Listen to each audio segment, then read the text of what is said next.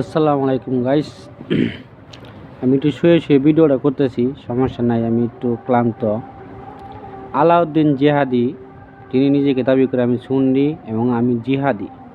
ওর নাম তো হওয়া উচিত ছিল আলাউদ্দিন বিহারি। আলাউদ্দিন বিহারি, আলাউদ্দিন জিহাদি যিনি বলেন, উনি বলতেছে যে আলহামদুলিল্লাহ আল আকসা মসজিদ অক্ষত আছে, আমরা ইসরায়েল নিজে চোখে দেখে আসলাম। উনি কত বড় বন্ড! ওনার শুধু এই ভিডিওটা তো আপনারা সারা বাংলাদেশ না সারা বিশ্বে যেখানে যত মুসলিম আছে সবাই দেখছি। ওনার আরও অনেক লেকচার শুনবেন, অনেক লেকচার। উনি আওয়ামী লীগের সামসামি করেন এবং ইদানিং বিএনপিকে নিয়েও কিছু কথাবার্তা বলেন।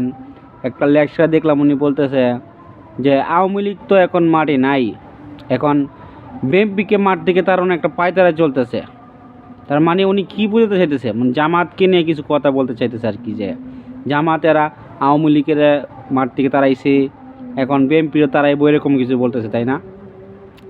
আর বেটা পাটা, আওয়ামী লীগ কী করছে না করছে সারা বাংলাদেশের মানুষ জানে। এবং আওয়ামী লীগের চাইতে হাজার গুণে বেগম খালেদা জিয়ার বিএনপি জাতীয়বাদী দল অনেক ভালো। কারণ উনি যত ঝড় তুফানি গেছে, উনি কখনো দেশ ছাইড়ে যায় নাই। তুই চামচামি করানো লাগতো না, তোর কথায় মানুষ এখন মিষ্টি কথা সেরা ভিজায় না, মানুষ জানে।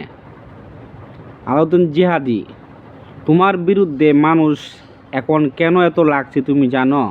তুমি একটা কাট্টা মুনাফিক, তুমি মুনাফিক নাম্বার 1, তুমি জিলাপি ব্যবসায়ী, তুমি ধর্ম ব্যবসায়ী, তুমি অরিজিনালি বন্ড। তুমি নিজেকে সুন্নি দাবি করো, সুন্নি আর আর বাকিদেরকে বলো যে ওহাবি, তাই না? সুন্নি কারিকে তুমি বুঝো? সুন্নি তারই কো যে রাসূলুল্লাহ সাল্লামের সুন্নত মেনে চলে। সুন্নি তারই বলে যে রাসূলুল্লাহ সাল্লামের প্রতিটা কথা মেনে চলে। তুমি তো বন্ড, বন্ড নামের এক কী বলবো তোমারে, মানে খারাপ ভাষায় তো বলা যায় না মিডিয়াতে আইসা। তোমারে মানুষ যদি বাড়ে পা গরম ডিম থেরাপি দিব তোমারে, ঠিক আছে? তুমি আল আকসার মসজিদ অক্ষত আছে, এটা নিয়ে তুমি এই ভিডিও ছাড়ো, আর সারা বিশ্বের মধ্যে তুলফার হইতেছে সবাই, মানে গাজাকা, সবাই অন্ধ, সবাই মুখ মাফি। হ্যাঁ, ইন্তেজেন, হ্যাঁ, মুখ মাফি আলাউদ্দিন বিহারি, বন্ডর বন্ড। তোর নাম থেকে জিহাদিরা কারিস, জিহাদ মানে বুঝস?